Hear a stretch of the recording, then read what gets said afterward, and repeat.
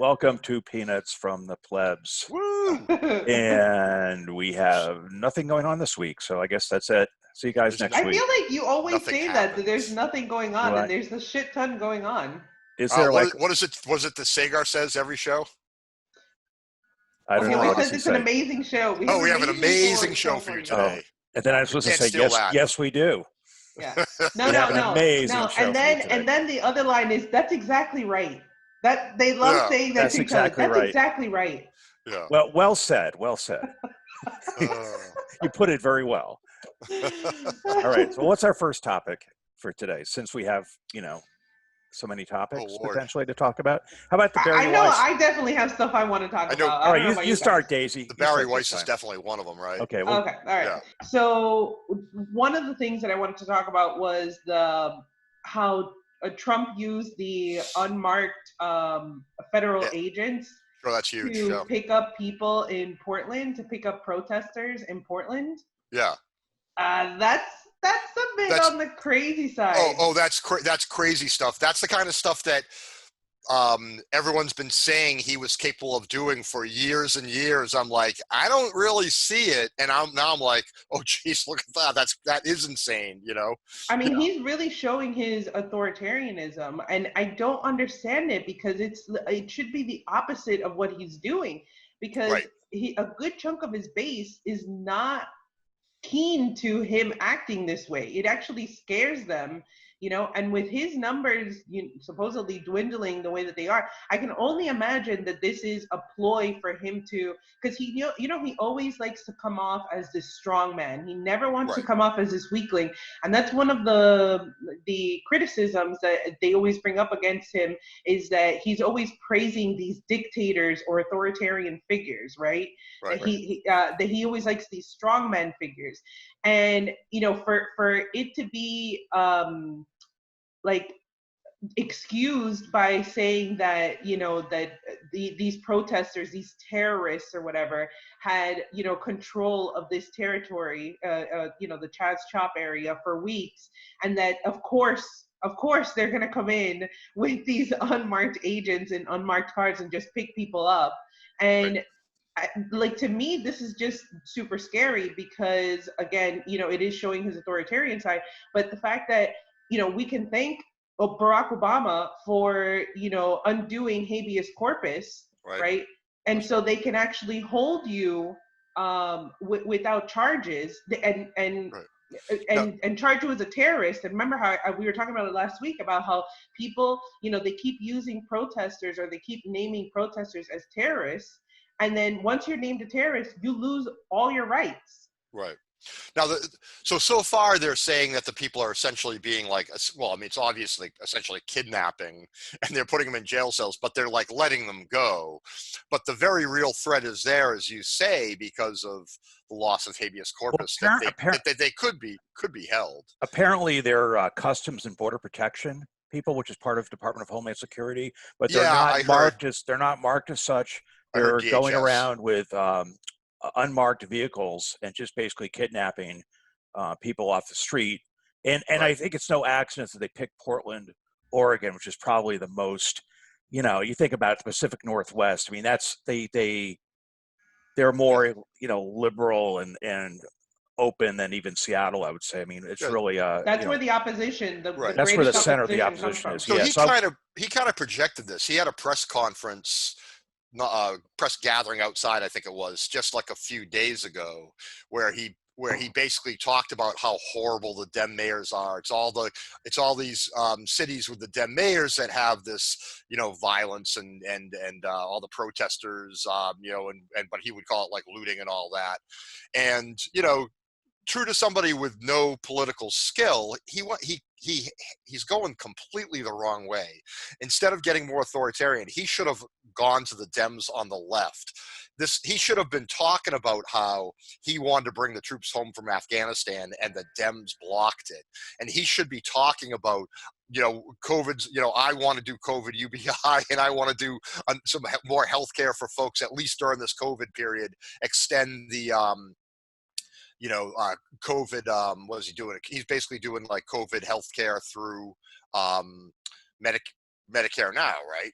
I think it's just whatever is COVID, under COVID. Yeah. But he should extend that to like all healthcare during this crisis or something like that. So what is his strategy? And his instincts are completely wrong to go more authoritarian. What is the strategy then? I mean, is he trying to incite a reaction, violent reaction? To kind of.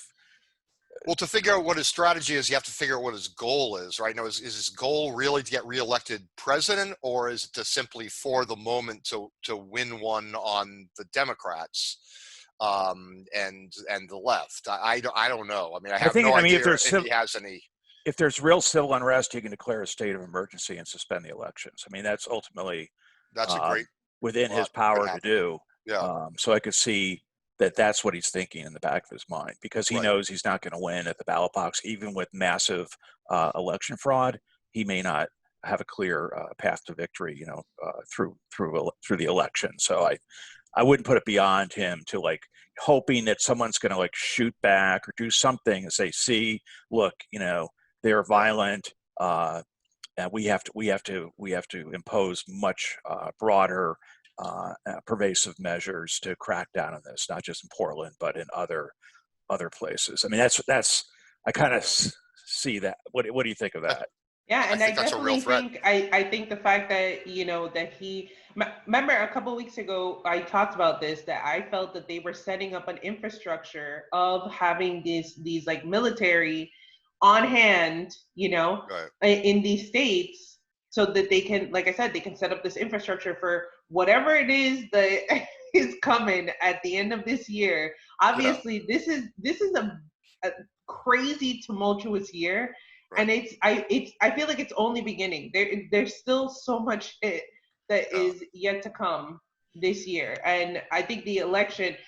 I've been saying it for a while that I wasn't really sure that we were going to have an election, and I hate saying that because then it just plays to this fear mongering that people do with Trump, that they just say that, oh, you're just saying that he's not going to have an election because you're just making him out to be this big bad wolf or whatever.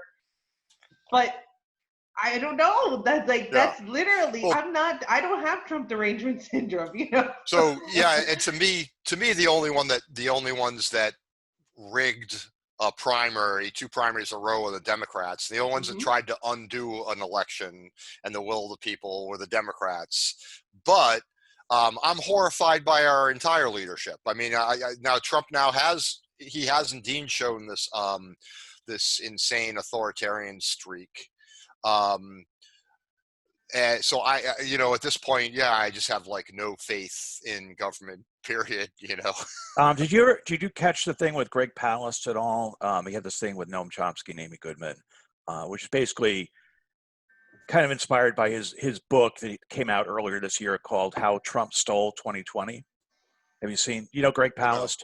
Yeah, I know what you're talking about, but I haven't seen he writes for like Rolling Stone, and he did write for the BBC. He's basically an independent journalist, and he sometimes he's criticized for being too facile with his conclusions or whatever, but he actually successfully sued the state of Georgia to release the names of voters that they had purged from the voter lists, and this was what Governor Brian Kemp had done in Georgia, and basically they had purged more than 500,000 names from the voter rolls. So what they do is they send out like a postcard, to everybody on the voter rolls, and if it gets sent back, they assume that person has moved or whatever, and they just purge them from the voter rolls. And obviously, people who move more often are going to be disproportionately people of a lower socioeconomic status. Well, but it was wasn't it also the whole thing that, especially with the with people of color or Hispanic people in general, how like Maria is a very popular name, so they would take out,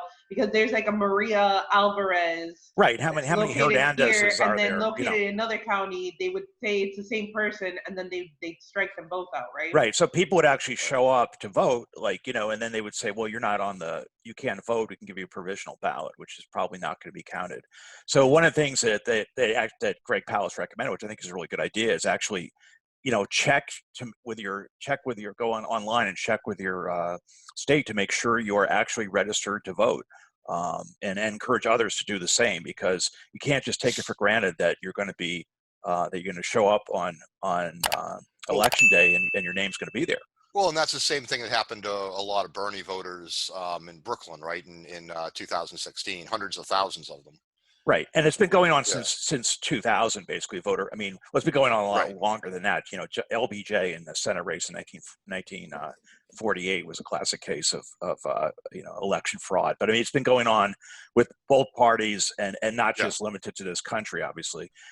It's been going on for years and years. But like 2000, basically they stopped the recount because it was becoming clear that that Gore was going to win in Florida, and the Supreme Court, ruled 5-4 in favor of Bush.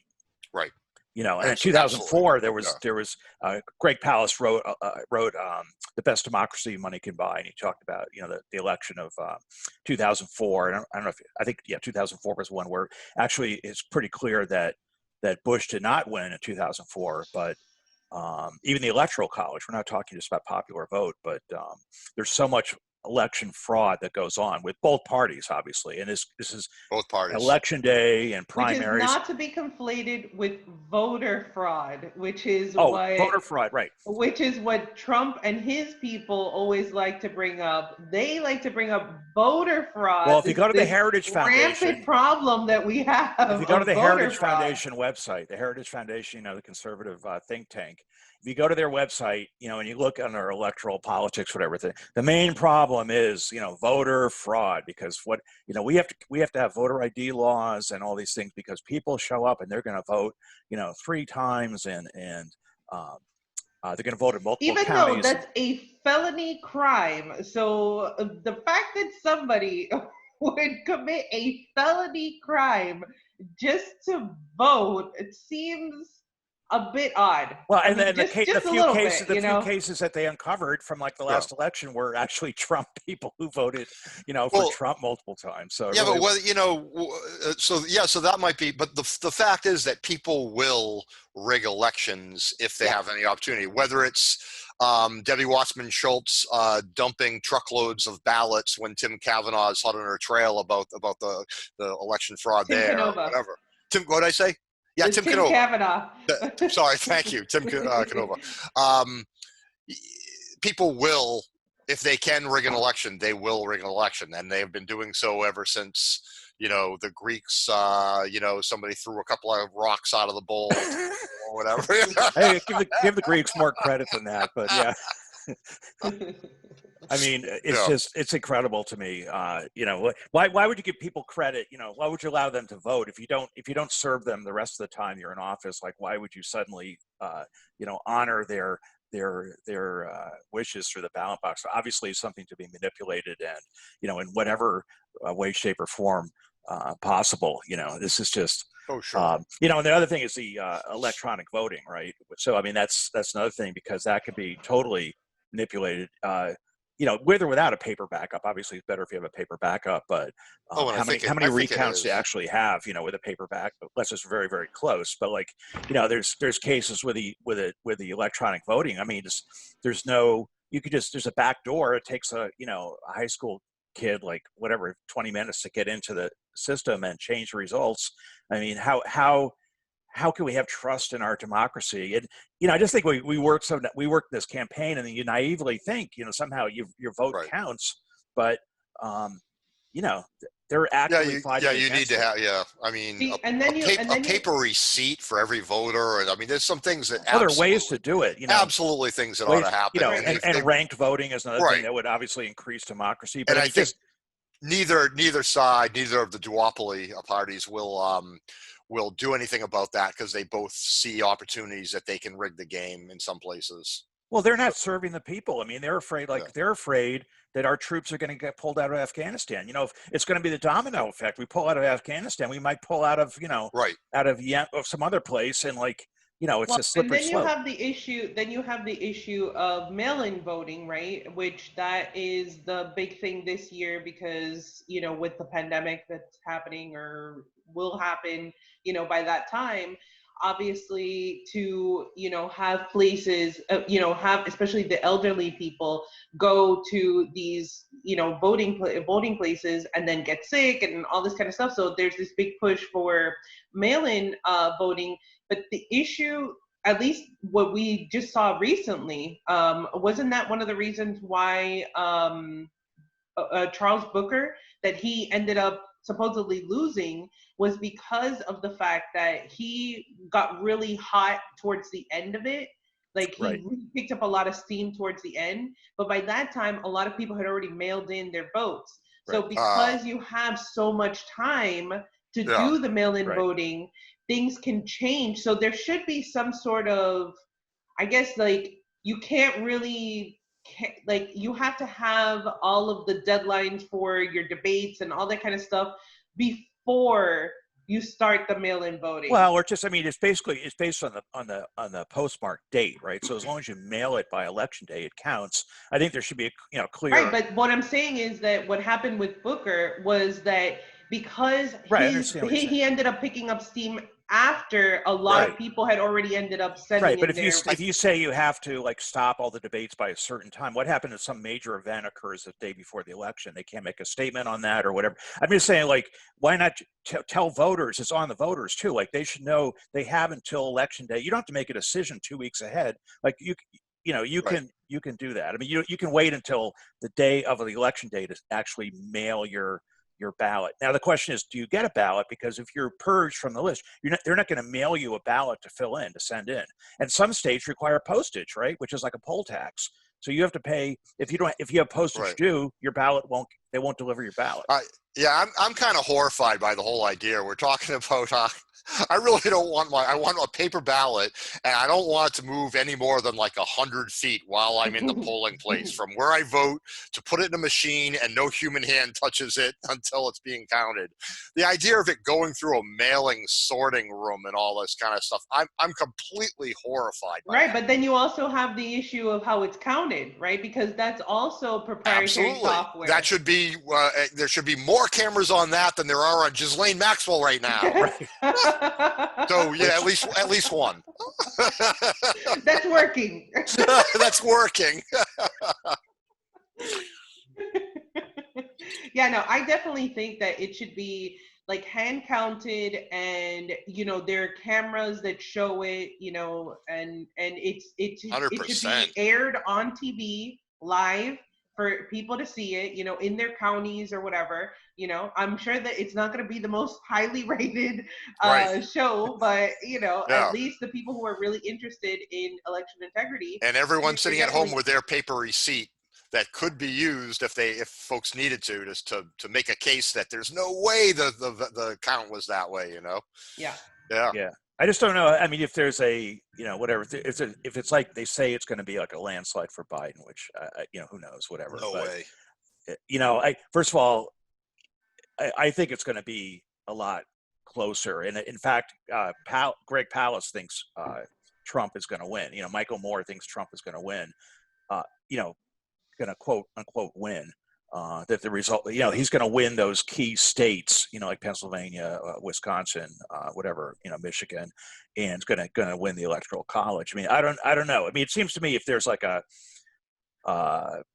if it's a route, it's kind of hard to orchestrate that for the other side. But with all these things happening, I think it's unknowable. If Trump can do something like this, say horrible authoritarian abuse of power in Portland, and the Dems are completely capable of matching that in thick-headedness.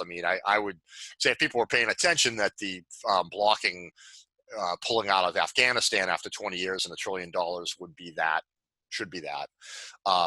That it can go any way. But Biden hasn't even, 3 days ago, he made kind of a prepared economic something or other. He's still in hiding, and he still has dementia as far as I'm concerned. I just see such little ability to think on the fly. And he does the same thing so often where he drops his train of thought and then he says, you know, the thing he fills in with something, right. you know, he just like loses his train of thought, and that's going to become apparent, you know, if he ever shows his face. Well, in the debates, I mean, if there are debates, well, they're making excuses not to have debates now, right? Tom Friedman on the New York Times is saying he shouldn't do debates unless Trump shows his taxes. They're already trying to pave a way for him to excuse himself out of it. Right. So, but I mean, the question is, like, you know, whatever the result's going to be, whatever the result is it, you know, but it's not necessarily the result of what people actually vote for. It's basically, it's this corrupt election system, you know, that may or may not reflect what people. I mean, first of all, just the electoral college itself is anti-democratic, right? But you know, beyond that, you know, with digital voting machines and voter suppression and, you know, reduced number of polling places and, you know, all these things, and purging voters from the rolls. I mean, all these things contribute to you know, less.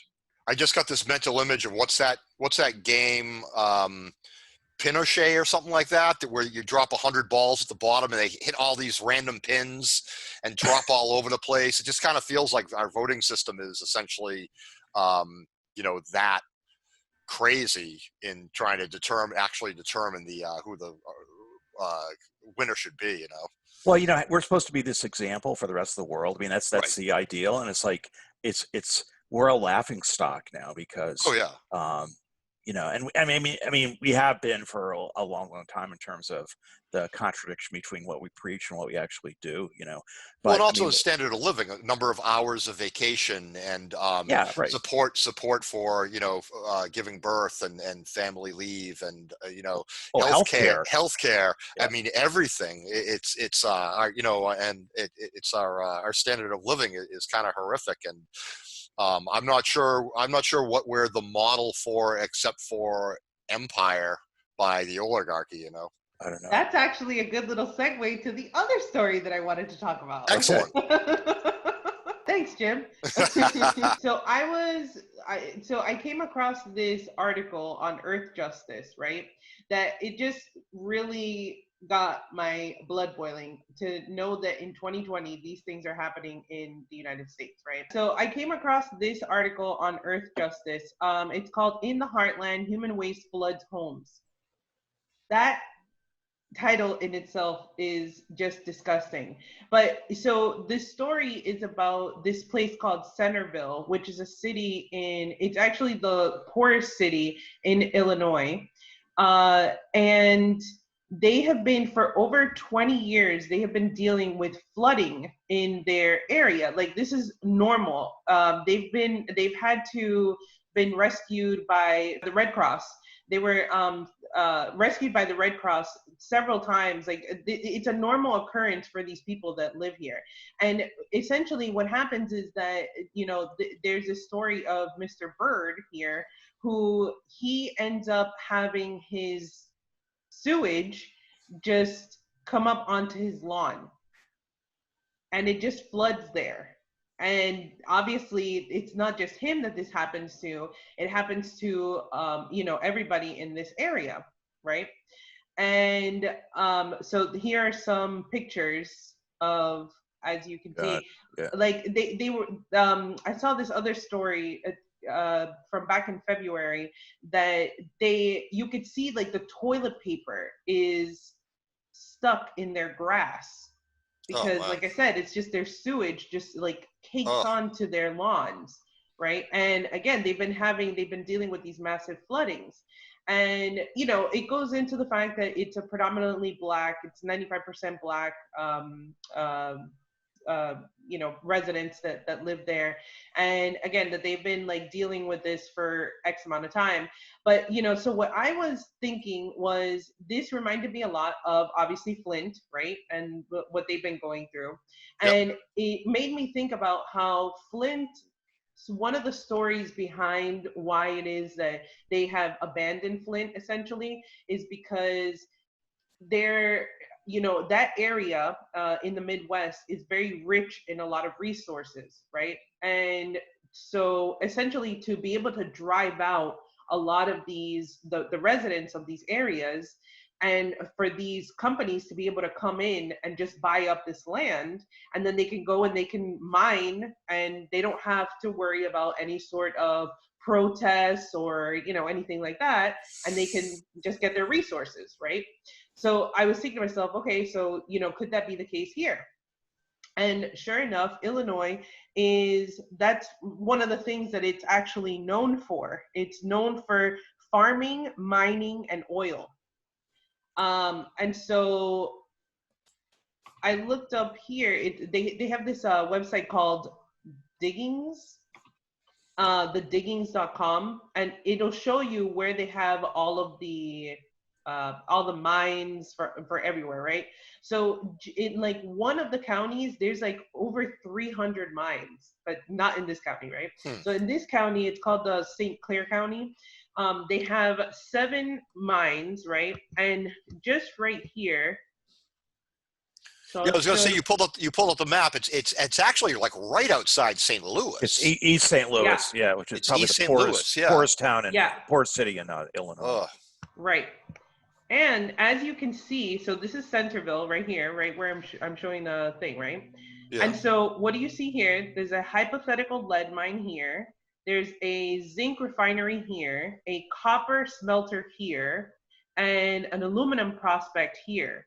So in you know, there's like another major project that's like down here. But I don't think that is a coincidence, the fact that you have all of these projects right around here. And again, it's another reason why they will abandon these cities, because I think that that's really ridiculous that you don't even have infrastructure in a city in the United States. You know, that's like, those are third world problems, right? That's not something that we are supposed to be dealing with here in the United States. So that again goes to the inequity in the spending of dollars, the same as we just say it's horrific that children don't have equal access to education because of, you know, local real estate taxes are what's involved in funding that.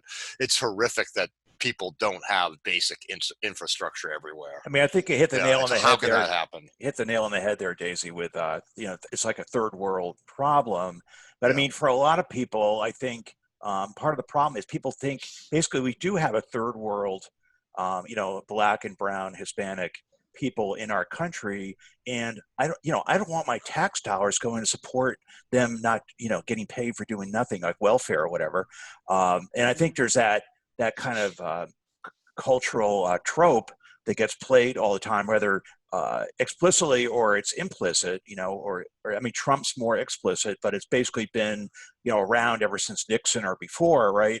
With this idea that, you know, we can kind of abandon certain sectors of our society, and we can't have anything. You can't have universal tax reform. We can't have universal healthcare, because, you know, we're going to destroy ourselves trying to bring the rest of the country up to the level of, you know, white suburbia. And I think there is a kind of like that unsaid, unexpressed attitude. And I think part of the whole reaction against Black Lives Matter movement, you know, is part of it's like they're trying to wreck our way of life, and it's a socialist movement, et cetera, et cetera. So I think that's, you know, true, and it's no coincidence that these centers where you have like Flint and East St. Louis, or the suburbs of East St. Louis, I mean, they're basically urban areas populated by people of color, right? Mm-hmm. You know. Yeah. And you know, again, this is just another another piece of evidence showing how there is a current war that is occurring on poverty. Because of the majority, I think it said that the average income for people in Centerville is about $17,000 a year. That is nothing. And then the average, like, I think if you go like one city over, it's like 58,000. That's a massive, you know, discrepancy there. And it's just. It's ironic that LBJ had the war on poverty, but the idea was to eradicate poverty, not attack people who were in poverty. No. And think about again how we're about to have this massive eviction tsunami, Right. and where are our leaders? Where are they? They like, I feel like, honestly, I feel like I'm on the Titanic and we're about to hit the iceberg. It's about to hit the iceberg, and and they're on the top deck playing the music. I was trying to share. I don't know if I was Oh, there we Yeah. successful. go.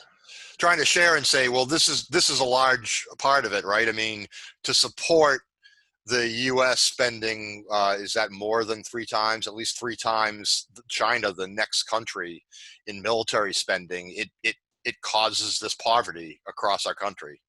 This was what Tulsi was preaching, right? For the whole her whole campaign. This is what she built her campaign on, is foreign policy.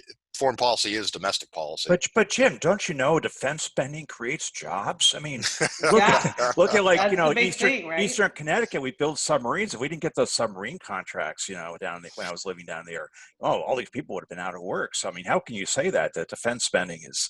And that's the thing, is it just that kind of stuff where I have the senator becomes all about making sure that those nuclear subs that we don't need get built in their district and all that. It just feeds into this corruption. Right. And then we can't produce to the choir. When we need face masks or something like that, we can't. They're nowhere to be found because we don't make them. Yes, that's right. Yeah, and the other thing that I always try to push is the fact that we, the moment that we become homeless, we become just another statistic and not a problem for them, because homeless people, they can't vote. Homeless people can't go to your town hall and make your life a living hell, right? Homeless people can't engage the same way that, unfortunately, what it seems like is a privilege to be in a home, which is nuts, nowadays. But it's done on purpose. It's to disenfranchise more and more people. Yeah, my guess is in a lot of statistics they drop off the charts too, right? They're just not counted in some of the poverty measurements and all that kind of stuff. Yeah, like think about how they were talking about the rising unemployment numbers, right? But were they including the people that were already unemployed before that, and exactly. Or were they including the 40% of people who are working and they are homeless? Like exactly. Yeah. Are they included in the statistics a lot of the times? No. And how are all those kids that are like living in cars doing remote schooling? Remember how and not getting fed by going to school. It was disgusting to see how when this pandemic first started, that it was shining the light on how kids were going hungry, and that the schools were providing the one meal, one stable meal a day. This is America. That's nuts. Yeah, it's just unbelievable. It's incredible. I posted at one point this week that basically someone was saying, how can this kind of stuff happen? And it's like, well, once people get used to the evil of supporting bombing, children in other countries, I mean, they're open to any kind of evil. Or they just block it out of their head or something. I mean, well, it's gonna be turned inward, right? I mean, because also, I mean, there's two approaches. One is like the progressive approach is you're trying to bring everyone up to a certain level, right? So like a minimum, you have healthcare, you have food, shelter, you have these basic necessities, and the other approach is kind of like, I'm going to paraphrase "Make America Great Again" or "Make America White Again." The idea is that kind of just as the U.S. is, the hegemon of the world, we have, the wealthy white America has to be the hegemon of our country, and we have to use, the police or whatever means we have to keep these people under control at whatever cost. So it fits into that narrative that these Black Lives Matter protests are a threat to, they're inciting violence. They're smashing windows. They are going to, make us all, get gay married or whatever they're going to do. And that they're a threat. And we have to suppress them. And I think that's the mentality that you see a lot of now. And it's kind of like there's there's two approaches, and it seems like, I mean, an awful lot. I mean, people I know too are like we have to. This protests are terrible. You know, what we have to do something to restore order. That's the mentality. But what is that? Where does it stop? You know, and you know, where does it stop? And then when there's a terrorist attack, and you do blame, you know, for if it happened, you know, you blame these people, and then you start further repressive measures against them, and you know, I mean, where does it end? Right. And of course, a big part of it is the complete failure of media to adequately explain to people that might, you know, not understand the reasons for that anger and the right and to barely talk about all the statistics we've been talking about, to show Centerville, Illinois to people and talk about this is what people are dealing with, so understand that, you know, the anger is genuine. I mean, that's not, the media is just a mouthpiece of the powers that be, right? I mean, Brian Williams is praising you know, the beauty of our weapons, you know, attacking Syria, and you know, they're not going to do a story about Centerville, Illinois, because nobody literally gives a shit, right? Well, but not only that, but it also, you know, the way that they frame the story, it gives the validation for, you know, whatever it is that these, you know, protesters may be trying to bring across. But instead, they bring it down to it's about statues, and you know, they change the narrative so that it can be this divisive side instead of being about, you know, like a lot of like, for instance, one of the things that they brought up in the Green New Deal, it was about racial ecocide, essentially, right? Like, this is something that, you know, that is talked about, that, you know, communities of color, they are affected, if not more so, by, you know, what's going on with climate change and stuff like this. Oh, exactly. But you know, if they frame the conversation around, you know, which bathroom people are going to be using, or, you know what I'm saying? Because those are easy things to divide people on. Right. You know? Yeah. Meanwhile, we're all starving. Exactly. Yeah. Yeah, I know. Yeah, that, I mean, that's interesting. So right there, I mean, how many things have you seen of fights over statues being pulled down versus how much have you seen reported exactly what you were reporting, Daisy, the numbers of children that we discover are food deprived unless they get that one meal at school. Now, when they pulled down the statue in you know, in front of the KGB in Moscow in 1991, Dzerzhinsky, the founder of the KGB, I mean, that was glorified, of course, right? And when they tore down the statue of Saddam Hussein, of course, that was all, you know, it was all orchestrated. Or Gaddafi, how when they murdered Gaddafi, that they took his body and they sodomized him, and oh God. Yeah. And that was celebrated. That was celebrated by the West. They're freedom fighters if they're on our side. They're terrorists if they're on the other side. And we can get into just like not only we can get into the incredible stupidity of that, because of course then in North Korea, he looks at Gaddafi, who we had made deals with and who had reformed and given up his weapons and you know, apologized for some terrorist acts and whatever, and was behaving. Yep. And that's how he ended up. So of course North Korea is like, well, I got to get a weapon, and I have to armor myself, and of course that's going to be the reaction. It's just, how can our leaders be so stupid about something? And not just that, but I'm sure that they also look at the situation with Russia, right? No. And Kim Jong-un, he has to look at the situation with Russia, and he has to say the only reason why the U.S. doesn't try to just clearly invade Russia, or, you know what I'm saying? Like they still have to go and try to play all these war games with Russia, is because they are considered a nuclear, our nemesis when it comes to being a nuclear power, right? And so obviously he sees that and he's like, well, the smart thing to do is to at least pretend like I'm doing something with my nukes, you know? Yeah, you know, after the Russian Revolution, we supported the, you know, there was a fight between the Reds and the Whites after the Bolshevik Revolution, and the Whites were the conservatives, and they were supported by the U.S. and the British, and you know, they were fighting basically to reimpose the, if not the monarchy, at least you know, a conservative type of parliamentary government, so the U.S. has a track record of supporting overthrow of government in Russia. Which leads me to my Moscow. Yeah. Yes. Well, I hate to say it, but Russia is up to no good again. Did you read the latest? They're not only were they, first of all, they were trying to kill soldiers in Afghanistan, but that somehow that didn't stick, right? So now they have a new one. They're hacking into COVID-19 vaccine labs, and they're stealing our vaccine. Oh yeah, which we don't have yet. Oh, I didn't know that. Oh my! Yeah. You know, God forbid they're going to steal our vaccine, because our pharmaceutical companies deserve to make a lot of money from that vaccine. And if they steal it, they might sell it. I mean, can you imagine if they sell it and a lot of people get it and they get cured and everything? Then there'd be no market for the pharmaceuticals.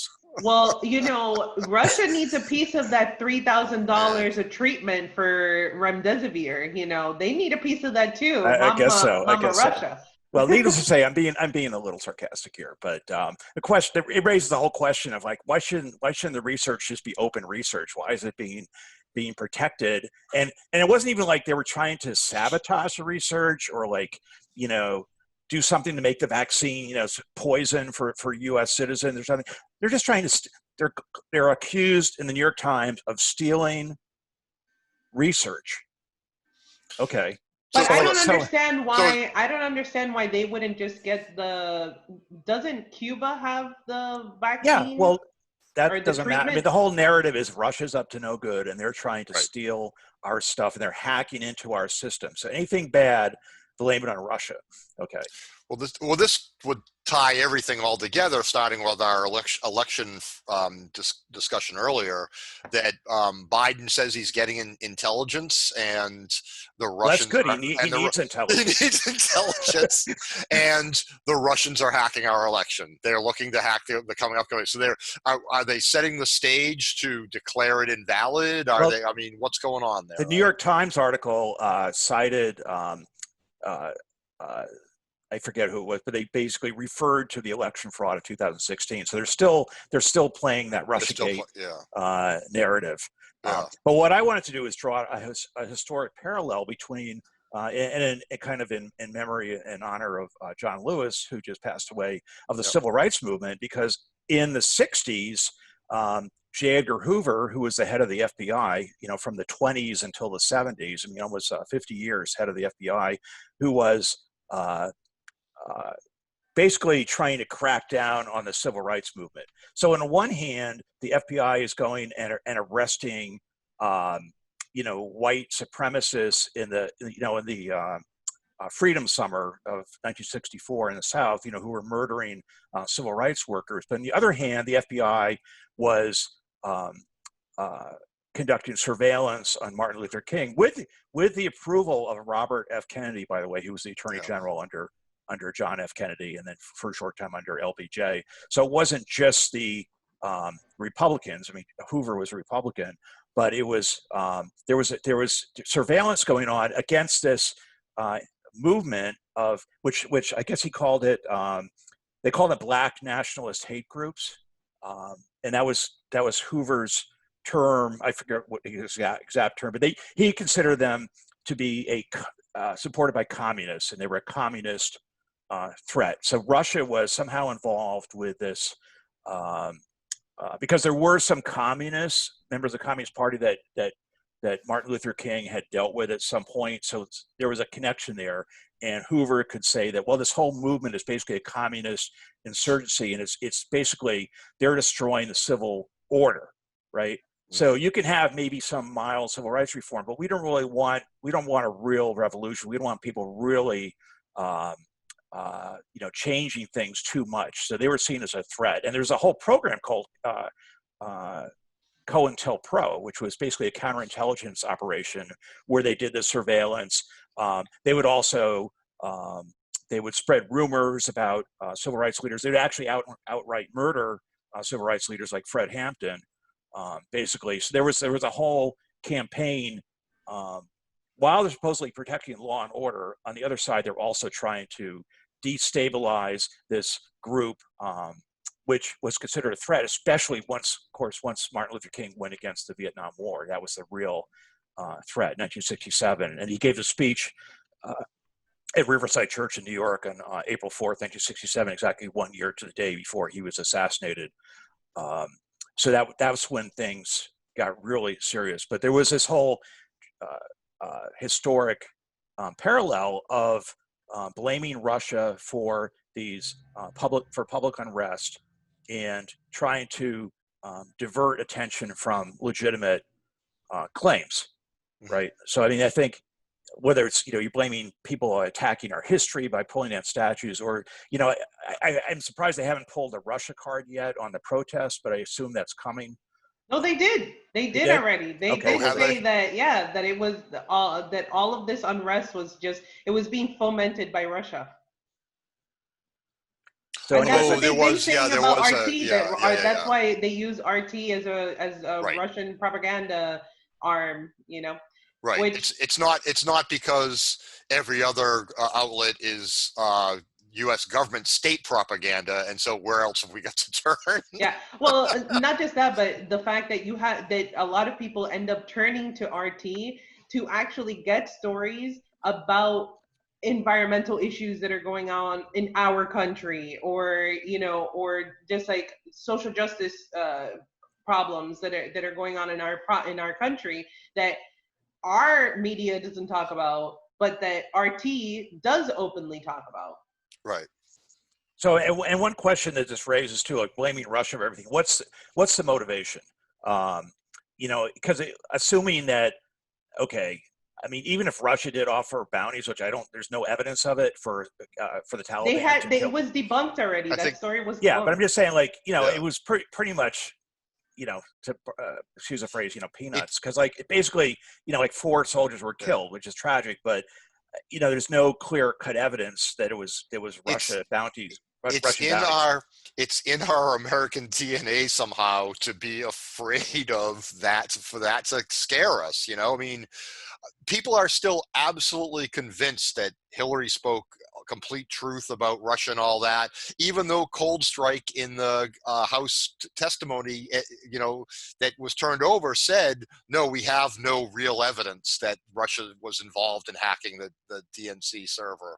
I mean, all this stuff came out of that testimony that there was no evidence. All the key players admitted they went on TV and lied about it. Right. The Steele dossier, which is what this whole thing has been built off of, right? The whole Russiagate scandal was built off of that intelligence from that dossier. And recently, in a lawsuit, Steele lost in court because he had to admit that he didn't actually get this information from any Russians.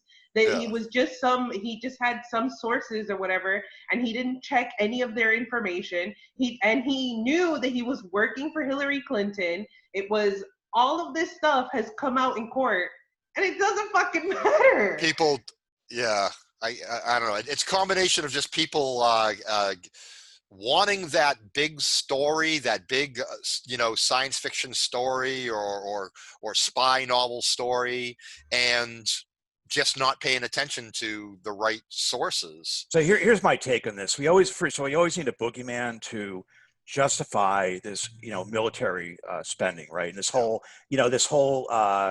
oppression, it all has to be justified. We can't afford to have, increased Social Security. We can't afford medical care or whatever for everyone. So first, and I think terrorism is kind of on the wane right now. So we had to bring Russia back into the picture because we need the boogeyman, and Russia, and China basically serve as the boogeyman right now. And I was interesting. But also, I'm sorry, real quick. Hillary also needed an excuse, and all those lobbyists and people that work for Hillary needed an excuse, right? And what do? You swift boat. You blame the thing which can be pinned on you on the other guy, right? Yep. So she had done all these dealings with Russia via the Steele dossier and all this uranium stuff. Uranium deal, right? So what you do is you accuse the other guy of what you're guilty of. So it serves a million purposes, just like you were saying. I mean, both parties are using this strategy. I mean, Trump is somehow portraying Biden as a leftist, socialist. I mean, it's just that's actually my conspiracy minute. Okay, then I'll leave that for you. Well, I have a good segue into that because just for thinking conspiratorially, Werner von Braun said, who was presciently said back in the 60s, said there are three enemies. The first enemy is going to be communism. Second enemy is going to be terrorism. And the third enemy is going to be the extraterrestrials. And remember the Tic Tac video from 2018 and 2018 where they released, so the government has admitted that there are these things flying around in the sky that they don't know what they are, and they're obviously not reflective of current state of technology, so they don't know what they are. So just keep that in the back of your mind that they could pull that out. They could pull it out, and it'd be it'd be like Independence Day all over again. So, anyways, okay, let's go. They need their Space Force, right? We need a Space Force. Yes, we need it. That's right. We need justification for Space Force. That's right. But I think if the aliens have made it all the way here from whatever star system, I don't know if we really stand a chance. No. They made it over to our little anthill here, and right. Yeah. Right. Exactly. Okay. All right, Jim. What do you got for conspiracy? All right, conspiracy corner. All right. There's this craziness on both the left and the right. Folks, Joe Biden is not going to get elected and then move to the left. It's not happening. If it didn't happen in the past 50 years of horrible, racist, corporate warmonger, police-loving policy, it's not happening after he gets elected. It serves the purpose both of Trump and his folks to scare people on the right that they're going to be overrun by communists or whatever, socialism is going to hit us if Biden gets elected.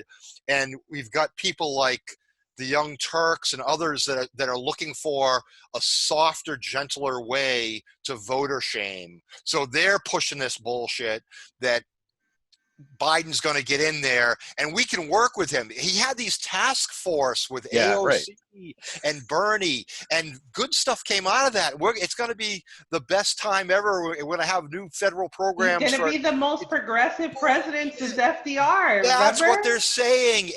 And the Young Turks and folks like that have taken heat for voter shaming and Bernie himself probably. And that's what they're messaging now is that we can work with him. We can work with Biden to move progressive policies forward. And it's not happening, folks. It is not happening. I mean, if we write letters and everything and you don't think he's going to turn around and just start being really progressive like FDR? Exactly. I think that's the biggest the biggest tactic that I've seen for voter shaming is that even I think it was Angela Davis. She was saying, I saw an interview she did on Democracy Now, that she was saying that you have to vote for who you think is most likely to move on the things that's most malleable, essentially, to whatever movement it is that you want to bring forth. But I don't think he's been clear enough in saying that if he gets elected, nothing is going to change. I don't think him saying that is clear enough. I don't think so. He would veto healthcare. Saying he's going to veto, even if it passes Congress, that he would veto Medicare for all. I don't think that's clear enough. The argument is the same as though Trump is granite and Biden is concrete. We can chip away at that concrete a little bit with our plastic spoon, and we'll make a dent after. It's insane. Oh man. I know. I don't know. I feel like I've said it before that we're stuck between a rock and a hard place with these two, and it's the worst sort of situation because I don't feel that at this point that we can afford to have one of them two leading our country going forward. We've already seen how having someone so inept, right, in charge during, holding the highest office in the land, right? We've already seen how detrimental it can be with our place in the world, really, because our place in the world has diminished. Unfortunately, our allegiance with other countries, that has been diminished. and again, it's just the fact that we're like a joke. We're a running joke right now. You know, other countries, they feel bad for us because they think of like what clown show is you know, in charge right now.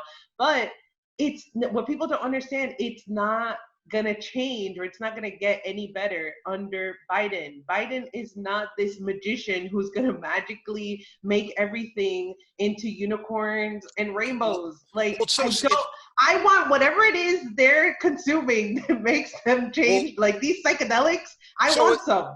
That's so strange you say that, Daisy, because you know, people were thinking under Obama that things would magically change and so forth, and rainbows and unicorns and all like that, but that had a possibility. He was saying the right things. Biden is not saying the right things, and he hasn't for 50 years. Yeah. I just don't know how it possibly can be. He has told voters how many times, go vote for the other person. Oh, yeah. Right? How many times? The whole black thing, that if you don't know if you're for me or for Trump, then you ain't black. Say something like that. You know, man. Like you can tell he is just so set in his ways. And even the fact that that they had these task force or whatever, I feel that there was more that was accomplished from in 2016. You know, when the transition team between Clinton and Sanders, you know, that commission, that unity commission. I feel like more came out of that than what this platform, this progressive platform that Biden is suddenly running off of. Even pushing the superdelegates to the second vote was a little something. Right. Now, when you pair it with complete election fraud, voter rigging, exit poll rigging, or whatever this time, you know, it makes it doesn't matter. It doesn't matter those superdelegates on the second vote. Could I but share, that was something. Could I share something with you? I just got an email from a personal you and your emails from Nancy Pelosi, and I wanted to share again another one. Yeah, I mean, we had this thing going, and she just. Are you guys on a first name basis, Nance? Like on the combo couch? That's what Fiorella. She loves to find. Here we go. That's her friend Nance. Oh boy. Okay. We should at some point do a shout out to all the alternate media out there that give us hope. You know, the Nico houses and the Convo couch. Dude, Convo couch has been killing it lately. Oh yeah. Oh, they're fantastic. Right. With Cornel West, I thought that was a really great interview. Here's my email. Here's my email from Nancy. The president and his Republicans have launched unprecedented attacks on me these past few days. President Trump even directly attacked me in the first ad buy of his reelection. Stephen, every Republican has made it clear they'll stop at nothing to unseat me as Speaker and overthrow our entire Democratic House majority. I mean, she's not talking about any potential challengers, you know, to her, you know, from Democrats. But anyway, well, she won't debate Shahid Buttar, right? Right. I don't think so. That's why I need 25,000 grassroots Democrats to give their support before midnight, because at midnight, you know, so I guess everything turns into a pumpkin or something happens at midnight. So, anyways, I'm gonna send her, you know, a big fat, you know, pull my. Actually, you should send her an invoice. I'll send her an invoice. Well, I tried to donate, 1 cent, and they wouldn't let me do less than $1. So I said, screw it, you know. Anyway, I just. I can't remember if we talked about last time. It was a Jimmy Dore or somebody that had that Pelosi's husband and through her investments received like hundreds of thousands of that PPP money. Right, and she got started as a fundraiser, and if you talk to her about like what her issues are, her major issue is like the children. That's what it is. It's like the children. Yeah, so she's not like I'm for Medicare for all and for this and for that and for that. It's like I'm concerned about the children. Yeah, I know it. I mean, that's how that they always do it, under the guise of the children. It's all about the children. Always. Right. Yeah, except the ones that we're bombing, but they don't count. Anyways, sorry, I'm too dark. I'm going too dark. Okay. All right, guys. So did you want to do one more story? Did you want to do the Bari Weiss thing? I guess so. I think it's been covered really well out in the media. That was something that everyone had a lot of interesting things to say. I definitely want to hear you guys' opinion, though, if you want to. Somebody I'm a Facebook friend. Somebody I'm a Facebook Yeah. friend with that I should, I'm tempted to block, but I keep getting their stuff. And they posted this thing that, Franklin Graham came out with a tweet saying that Bari Weiss's letter of resignation from the Times proves that the New York Times is an oppressive, against freedom of speech and thought or whatever. I mean, I think Bari Weiss is kind of a despicable. I mean, at least her opinions. I just don't regard her too highly. But I just thought it was interesting that Franklin Graham is defending Bari Weiss now. So. Anyway. And obviously, I mean, as Tulsi people, the biggest thing was when she made that comment about the toady. Joe Rogan that isn't she a toady for Assad? I think I've got that right. Toady, and she didn't even know what the word meant that she was labeling Tulsi with, and I just like always comment, well, it must say that on the New York Times wall.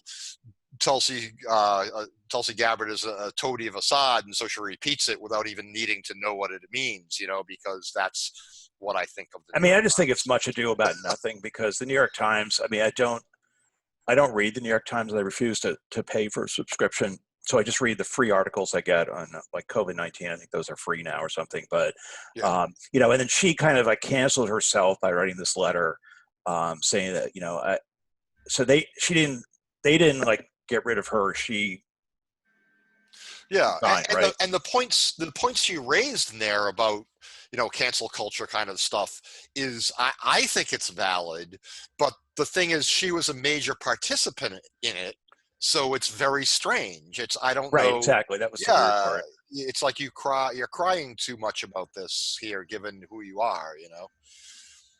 Like she's not engaging. She's canceling herself instead of engaging.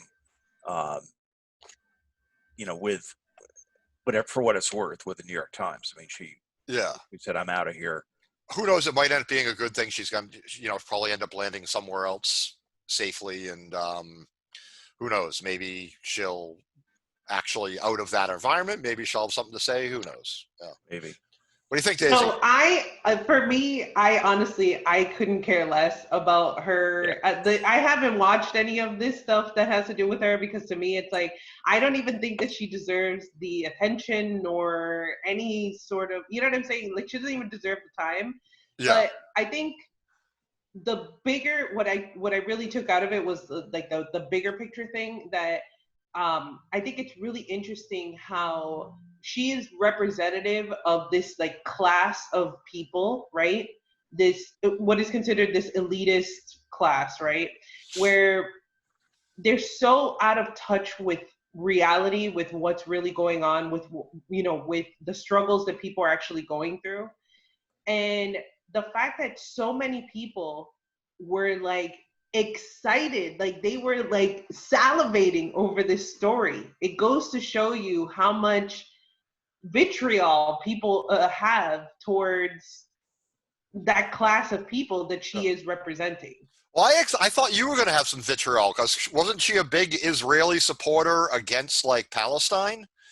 I mean, it's like first of all, everybody has their own opinion, right? And they have their own stance. She looks at anybody who is for Palestine or pro-Palestine, or if you are anti-Israel, or just if you have any sort of not pro-Israel look, right, then you are just a toady. Well, that's what I was going to say.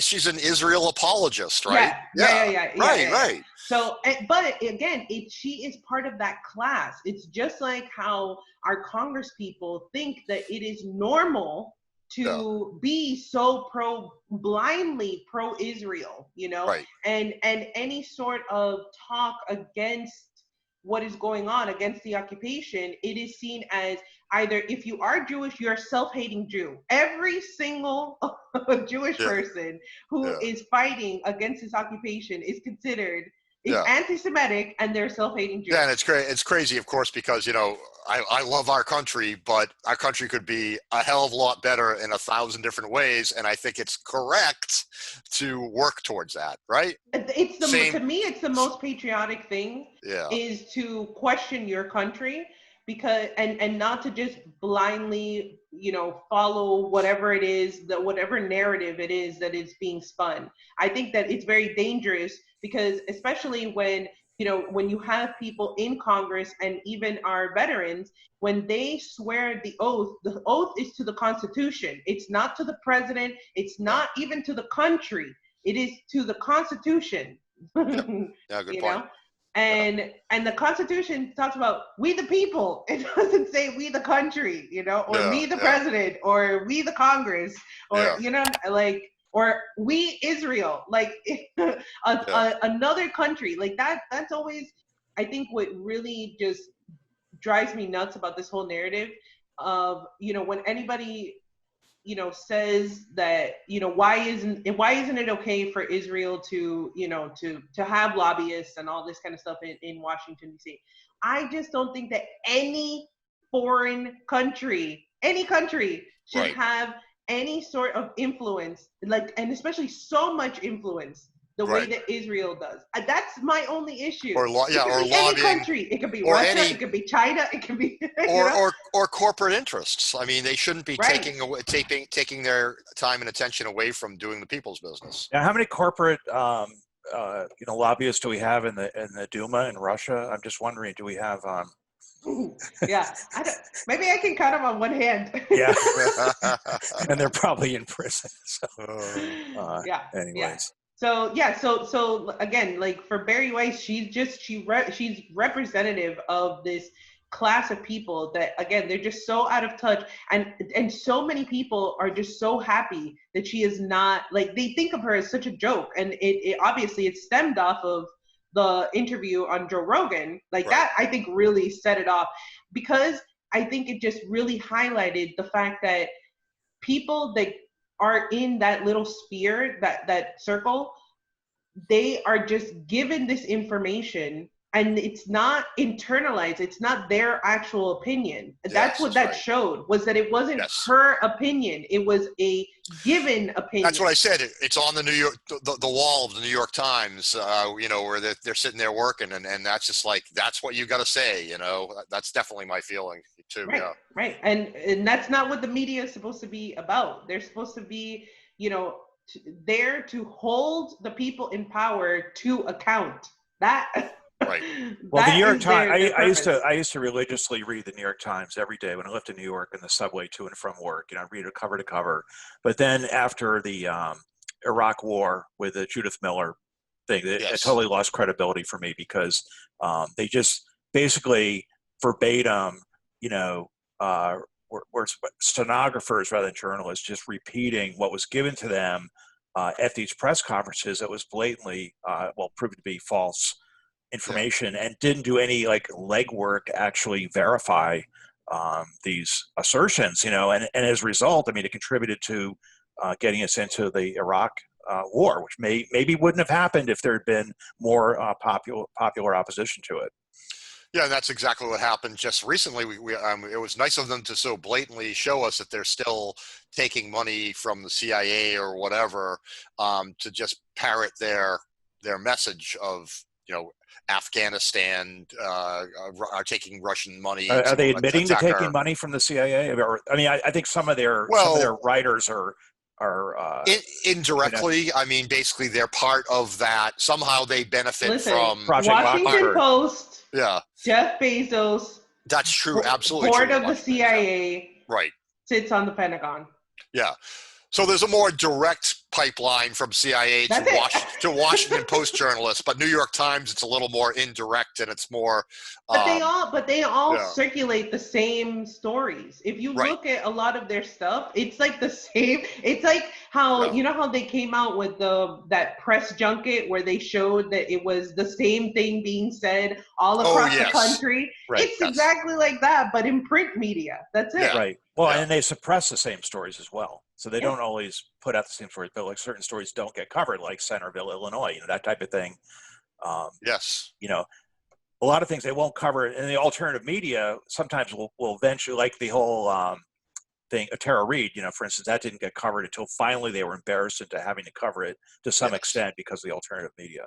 But now, of course, it's well, I was going to say we are so lucky this in this point in time as compared to 2016 and before, where we have this really excellent alternative media that are capable of shaming the New York Times, Washington Post into having to cover some of these things a little bit. Right. And it's fantastic. And you know how that probably works is basically it's wonderful. You have this situation where Jimmy Dore pushes or somebody pushes Tara Reid. Eventually, they're shamed into covering it on MSNBC and CNN, and then those people people watching that go, Tara Reid, what is this all about? And they might Google, and they might find Jimmy Dore, and they might find Kim Iverson, Convo Couch, and Nico House, and that's just wonderful. Yeah. Yeah. So, well, I'm waiting for them to go after the alternative media. When is that going to happen?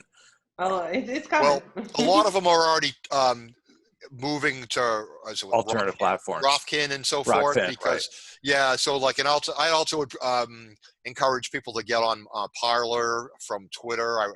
For right now, be on both platforms. I'm trying to pull more Tulsi people and progressives and anti-war people over to Parler, because basically, as of right now, I don't see evidence of them suppressing speech. Because if you lose the ability to protest in the streets, and you lose the alternative media, what do you have left? Right.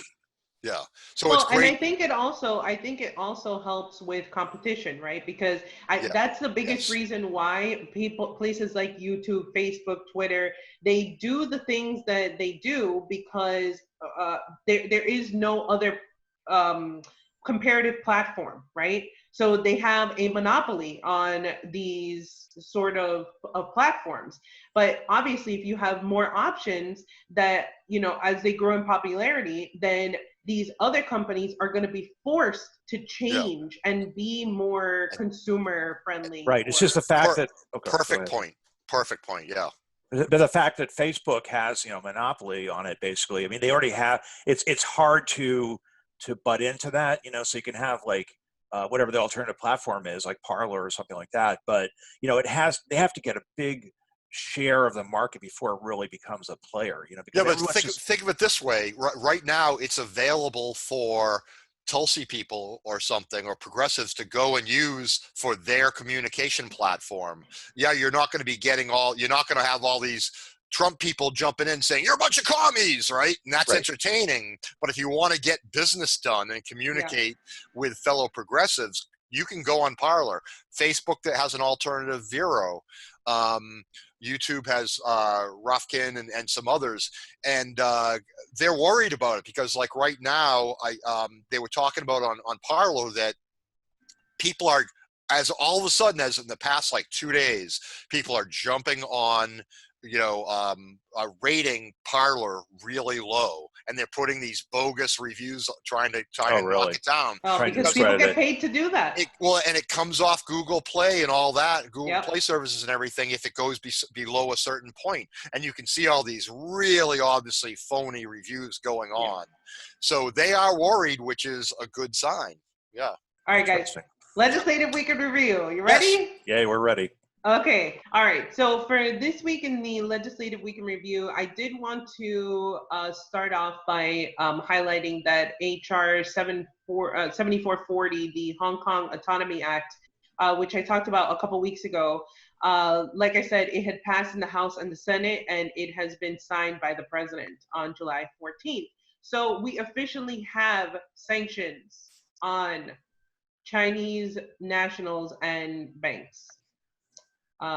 So we shall see how this is going to affect. Obviously, we have the issues with the trade war going on with China right now, and China itself has put sanctions against us. And so I'm sure it's just going to continue to be some sort of tit for tat when it comes to sanctions between these two countries. And we have already seen how the tensions with China have been politicized to the point where we have Biden and Trump going against each other because neither one is tough enough on China, apparently. All right. Yep. And then and of course, always saying, the use of sanctions, we can just talk about that, generally hurts the people and not the governments. It can have horrific effect on people across the world. Well, what is it? I mean, to impose sanctions with respect to foreign persons, so it looks like it's directed at individuals rather than states. Is that correct? Yes. It is, but it's people that are designated by these unelected like bureaucrats. You know what I'm saying? It's all shadowy type of information that they can just go after whoever.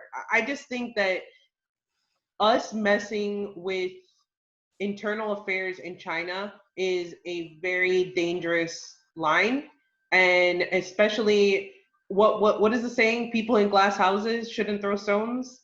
Yeah, and we live in a massive glass mansion. Well, I think it's a losing like proposition from the beginning, because just thinking that somehow you're going to get the Chinese to reform, the Chinese are going to do whatever they're going to do with Hong Kong. Obviously they are interested in keeping it going as a kind of a kind of a micro capitalist engine within China. I think they just don't want to have the unrest that you see like in the Western world. They don't want to see like protests and all that kind of stuff. But like we're never gonna. I don't think we're really gonna influence. We're just gonna make them. There's just gonna be more. What should I say? They're going to be more recalcitrant in their position. They're not going to reform because of outside pressure from the U.S. I don't think it's really going to make any difference. So I think it's just kind of like posturing and diverting attention. Exactly. That's issues. What I'm saying. This is all, it's been politicized, but I think it's very dangerous when you're using sanctions, which to me are an act of war, right? So you're using sanctions to just have these political one-ups on other countries, and I don't think that is how foreign policy should be conducted. I think that's very dangerous. And it's like I said, like he's gonna take this and he's gonna say, look how tough I am on China. Like I signed this Hong Kong Autonomy Act, and this is something that obviously the Democrats have been very much behind this was something that I think in June is when this was the first bill on this was introduced, and July 14th it's signed into law by the president. And what are the obligations of China with respect to Hong Kong? What are they talking about there? What do you mean? Like it says, the erosion of certain, there are the sanctions against foreign persons involved in the erosion of certain obligations of China with respect to Hong Kong. So it was like human rights obligations because they've signed, an agreement or whatever. I mean, they could just come back and say, well, yeah, U.S. has violated human rights, whatever. That's what I said. That's what I'm saying, that, people in glass houses shouldn't throw stones. We have no right to be trying to deal with their internal affairs. That we should not be doing that. It's not going to change I'm not saying that China is this angel. I'm not defending China at all. What I'm saying is that I just don't think that this is how our geopolitics should be conducted. Well, China learned from the Tiananmen, uprising in 1989, right? So like, which they violently suppressed. So this one, they kind of waited it out, but they're taking advantage of COVID and everything to go after some of these organizers now, probably, right? But things are just going to continue. I know someone, as a matter of fact, who's going there like in 2 or 3 weeks to move to Hong Kong. He's in the finance sector. He lives in the UK now, and he's going there to start a new job in Hong Kong. So stuff is going to continue. It's just life continues, and it's not really. He said on the ground, it's not really nothing has changed that much. It's just like it's still Hong Kong. Although Hong Kong used to be this big economic center for China, and now it is not, right? Well, because it's been eclipsed by other economic centers in Hong Kong. I mean, now you have, in China, excuse me. Well, but, not just that, but it's also because of these riots, and which is supposedly one of the reasons why, because it has been said that these protests are backed by CIA and intelligence agencies, right? And so supposedly this has been because they wanted to destabilize the Chinese economy. This was a blow, supposedly. The U.S. has a tradition ever since the 40s, post-World War, in post-World War period in the 40s, like in Greece and Italy, of supporting, their side in elections and everything. But the problem with that is that, it discredits any authentic opposition movements, right? So, like, immediately, just like here, they can say, about Martin Luther King, J. Edgar Hoover could say, well, you knew some communists, so therefore you're a communist, and this is a communist-backed operation, whereas in fact it's really an authentic, genuine movement that's a popular movement that's or protesting. How you have people questioning Black Lives Matter because they're saying that supposedly it's a Soros-backed movement. So, once Soros's name is attached to any of these things, it's like attaching Hillary Clinton's name to something. I was in downtown Boston last week. I opened the back of my car and I had a Black Lives Matter, like, homemade sign in the back of the car. And this guy walks by and says, "Doesn't my life matter?" And I go, "Well, yeah." I said, "Your life matters." He said, "Black Lives Matter. That's a Marxist movement." And I said, I kind of was teasing. I said, "Well, what's wrong with that?" Is that bad? And he goes, "Yes, we need God. We need to go back to God." And then, but just some guy in the street, like, was spewing this narrative that it's like a Marxist, i.e. Russian or something, like socialist, godless, atheistic, going to put us all in camps movement. So that's what this it was literally the man on the street. That's what he said to me. So so that's why I'm like iffy when it comes to the protest there. I am someone who believes that it's about the people that live there. If there is an organic uprising, obviously there has to be some sort of unrest amongst the people for there to be so many people showing up to these protests. So I'm not negating that. Obviously there's something going on there, but some of the tactics that are being used, even it's being seen here that some of the tactics that these protest groups, they're learning the tactics that are being used in Hong Kong, and they're starting to use them here. But again, these are tactics that supposedly these intelligence agencies have given to these leaders of these protests over in Hong Kong. So essentially, it's like the people here, the protesters here, are learning the CIA tactics and using them here. So it's like the Maidan in Kiev, like where you had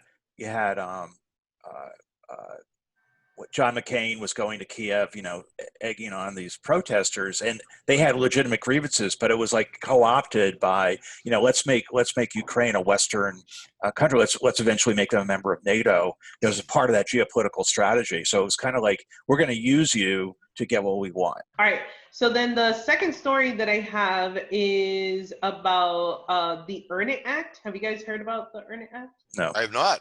So this is something that it was actually introduced, I think, originally back in March in the Senate, and right now it's in the Committee on the Judiciary. And the Earn It Act of 2020 dude, I'm telling you, when it comes to this Orwellian shit, it just really drives me nuts. Okay, so it says it's the Eliminating Abusive and Rampant Neglect of Interactive Technologies Act of 2020, or the Earn It Act of 2020. So this bill revises the framework governing the prevention of online sexual exploitation of children.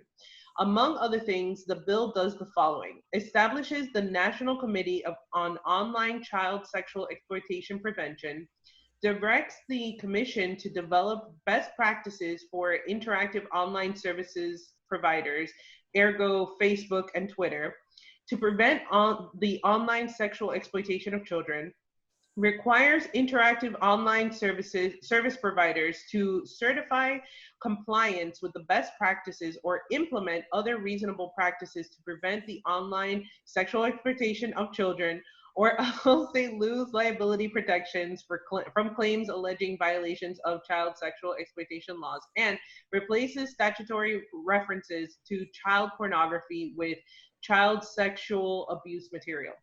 All right, so this is obviously aimed at tackling child sex trafficking, right? That is what you are picking up from this. And it's dealing with online service providers like Facebook and Twitter, okay? Which I'm pretty sure they already have some sort of practices in, in the works to be able to deal with child sexual material, okay? So when you look at, like I said, right now it's just in one of the committees, but looking at the co-sponsors, so first of all, it's introduced by Lindsey Graham. So we all know that Lindsey Graham is just the greatest. You know, he's definitely not a neocon or anything like that, right? Okay, and then you have Dianne Feinstein. So you know if Dianne Feinstein's on it, it's definitely got to be, especially because she loves the kids. She's all about the kids, right? She's the one that shouted down the kids, right? Yeah, exactly. That's why those kids have showed up to ask that she sign up to the You're not deal. voters, right? Isn't that what it was? You're not voters. Yeah. Oh man. And then you have Ted Cruz and Chuck Grassley. So again, we always have these bands of just the greatest senators that they, when they come together, they are definitely coming out with the good stuff. Yeah. All right. So again, this is a bill. It's called the Earn It Act, and essentially the purpose of it, right, is to set up this commission that's going to set up these best practices. What the best practices are, it does not say. It just says that they are best practices that they're going to start implementing, right? So the purpose of the commission is to develop recommended best practices the providers of interactive computer services may choose to implement to prevent, reduce, and respond to the online sexual exploitation of children, including the enticement, grooming, sex trafficking, and sexual abuse of children, and the proliferation of online child sexual abuse material. So the commission is going to be composed of 19 members, right? So the agency heads are going to be the Attorney General, so our Bill Barr, okay? Whose father hired Jeffrey Epstein, just to mention. Okay. Yeah. The Secretary of Homeland Security, or his or her representative, which the head of Homeland Security, an agency that was created after 9/11, right? So, and we know about the sweeping measures that were implemented after 9/11. So having somebody from the Homeland Security, that definitely you need to have that person there. And then the chairman of the Federal Trade Commission, which these three are not elected officials, okay? They are appointed officials, right? So again, it's never the people who get their say in any of these things. And again, it's just supposed to be that they're supposed to come up with these best practices, which they have, I think it's like up to 30 days after this is implemented to be able to come up with what those best practices are, right? And it says, so the authority of the commission, that's what I obviously wanted to see. So the commission may, for the purpose of carrying out this section, hold such hearings, sit and act at such times and places, take such testimony, blah, blah, blah, blah. So the commission may secure directly from any federal department or agency such information as the commission considers necessary to carry out this section. So they can just get whatever information it is that they want, right? That's definitely what you want to have. Bill Barr, the Federal Trade Commission, and Homeland Security. You just want them to have free range of all the information that they want. So upon request of the chairperson of the commission for information under paragraph 1, the head of the Federal Department, wait, there was one other part, whatever. But so in other words, it's supposed to be that they are violating essentially the First Amendment, right? Because which is free speech, because they are essentially, they're going to give free range for these internet service providers to be able to censor whatever information they deem to be, having to do with this online child sexual exploitation, right? We already know how they go and they censor at will now. So imagine. It also says they're going to be held liable. They're going to be held liable if they don't do it, right? So that's the thing. They will. It sounded like they would be potentially charged with facilitating. So try and make them afraid, overly aggressive about censoring. Exactly.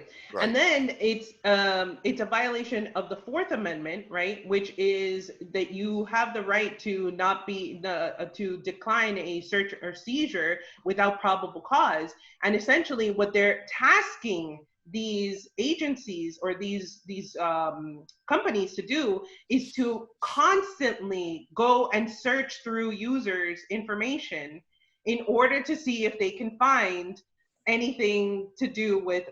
So essentially it's like a free warrant, right? So they have free range to be able to go and look at all your information, and they're going to be censoring even more than they do now. And it's all under the guise of that we have to protect the children. It's always like this, and it's always this like very broad sort of like boogeyman, so that it's like terrorism, you know what I'm saying? Like, it's everywhere, oh, they're terrorists, so we got to go after them. Or it's like so unclear, it's so vague that it gives them these like powers, these blanket powers that I deem to be very dangerous. So they basically have seen the outrage over the Epstein situation and the Maxwell situation, and they've turned it into another weapon. Right. The fear of that kind of thing happening. And chances are, the government was essentially, somewhat responsible for that, because the FBI had all this information back in the 90s. They freaking sat on it. They were responsible in more than that. I mean, they were involved in it. So some of them were,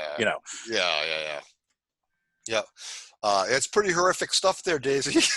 It's the stuff of nightmares. And the fact that they're not talking about it, they've already attacked net neutrality, right? And now they're doing this. And again, I just feel that these are all just attacks on our constitutional rights, just because, and it's always under the guise that they're doing it for our best interests, right? Well, we don't know anything. You had this nanny state. You had me terrified just at the fact that Lindsey Graham and Dianne Feinstein were getting together to write some legislation. I didn't even really need to see the content, but the content's even worse. Exactly. I don't even know where this is going to go. And I have a feeling that this is going to pass, because when you have people, obviously it's bipartisan, right? And you have Dianne Feinstein. I feel like she's a pretty big heavy hitter. Like when she's on these bills, most likely it's gonna gain some traction, right? Lindsey Graham being on something, like all these people being these big names on these bills, it carries some weight, right? Oh, sure. And so, and again, because they're doing it under this guise of, well, we have to protect the children. Then it's like, what, do you hate Dianne Feinstein or do you hate children? Right, exactly. Right. Exactly. Yeah. Like, why do you want children to be trafficked online? I know it. Horrific. It's crazy. It's crazy. Yeah. Absolutely. Yeah, if I can, quick, I wanted to share, and you can cut this out if you don't think it's appropriate, but I wanted to share my week's recommendations for action for folks out there. Oh, nice, cool, yeah. Yeah, I would say check out the Movement for People's Party. They have an action July 25th. No matter what, hey, they're out there pushing for something for the people given the COVID situation, right? They're trying to get a people stimulus, and they're working for good stuff, I think. Do you know if the actions that were taken last week, do you have any sort of like update on how well those went? Or I do not. I mean, they had some things on the weekly call about, having a lot of discussion with some people like McGovern in West Worcester that was open to talking with them, and a lot of cases where the police said, "Hey, you're not welcome here. Get away from this guy's house." But I think there's still a lot of excitement going on. I mean, I don't know whether or not we're going to see written legislation unless we keep up the pressure, and yeah, I don't think right now there's a lot of hope that suddenly they're going to get on board with UBI or anything like that, but you never know if they don't continue some of the extra payouts, at least for unemployment or something. Hopefully we can get some kind of little action there, right? As I say, the other thing is, I've been doing it. I would consider people to look at alternate social media platforms, right? So both Rofkin and Twitch instead of YouTube, Parler instead of Twitter, and Vero instead of Facebook. Basically, Daisy, you said it really well. Just if they don't have a monopoly, they can't abuse us by shadow banning and editing and deleting posts and all that as much. So I think that's really a way to go, is to jump on some of these other platforms. And also just to remind folks that Joe Biden will not be moving to the left if he's elected. I think you should, everyone act according to your own beliefs, but I think you should vote out incumbents. Is a great way to act these days, and vote or write in progressive or green or libertarian. Also support alternate media, I think, is always a great idea. Now, does that mean, Jim, that Joe Biden won't be moving to the left because he's already on the extreme left and he can't go any further? Yeah, he's just about to drop off that. Is that it because he's too much of a commie? Is that what it is? He's such a commie. Yeah. We're just. I mean, if he were to get elected, we would just have to ratchet up the peace movement 100%, not let it die out like under Obama, because basically, I think we'd be looking to go to war pretty damn quick. Is what I would believe. Yeah. Especially if he has someone like Kamala Harris or Susan Rice as his VP, because they are neoliberals that they shill for the war machine. Cons, really. I mean. Oh yeah. They've already got. Yeah, Rice already has Libya and all that kind of under her belt, right? So they'd be looking for more. Great. All right. So thanks for watching, everybody. All right, thanks everybody. Bye-bye. All right. See you next week. See you next week. Out. All right.